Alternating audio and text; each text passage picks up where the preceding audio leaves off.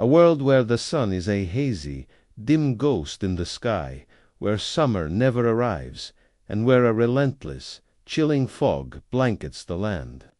This isn't the plot of a disaster movie. This was the reality for our ancestors in the year 536 8. Historians call it the late antique Little Ice Age, but for those who lived through it, it was nothing short of an endless winter, a cataclysm that would reshape the course of human history forever. What could cause such a terrifying global event? For centuries, the truth was shrouded in mystery, hidden in the layers of polar ice. But today, thanks to incredible scientific advancements, we've pinpointed the culprits, a series of colossal volcanic eruptions. The first, likely in Iceland or North America, blasted a titanic cloud of ash and sulfur into the atmosphere. This dense veil acted like a planetary sunshade, reflecting sunlight back into space and causing global temperatures to plummet. It was a climate catastrophe of epic proportions. The immediate effects were devastating. Chronicles from the time paint a grim picture. In Constantinople, the heart of the Byzantine Empire, the historian Procopius wrote of a sun that gave forth its light without brightness. Like the moon, in Ireland, the annals record a failure of bread from the year 536 to 539, without sunlight. Crops failed on a massive scale. Famine stalked the continents from Europe to Asia. The delicate web of civilization, built on the predictable rhythm of the seasons, began to unravel. Think about the societies of the 6th century. They were almost entirely agrarian. Their wealth, their power, their very survival depended on the harvest.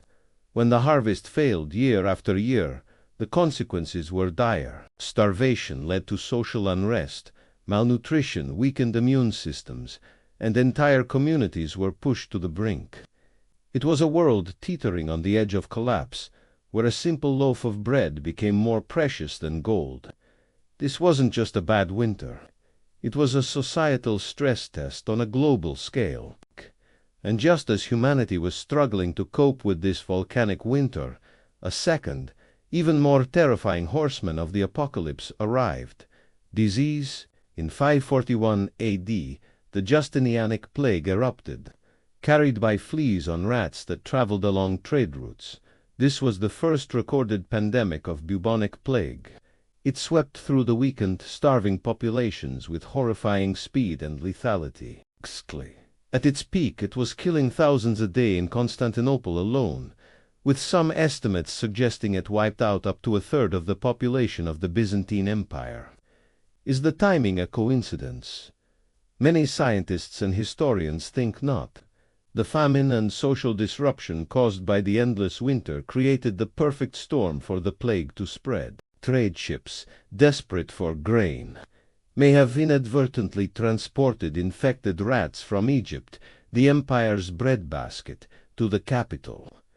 Malnourished populations with compromised immune systems had little defense against the terrifying new disease. The endless winter didn't just starve people.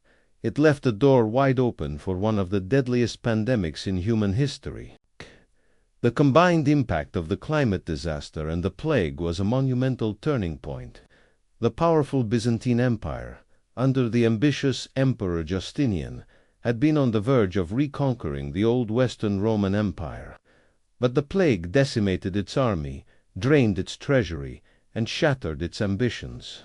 Its expansion ground to a halt, changing the political map of Europe forever. In the Americas, the great city of Teotihuacan experienced a violent collapse, and while the exact causes are debated, evidence of drought and social strife during this period is compelling.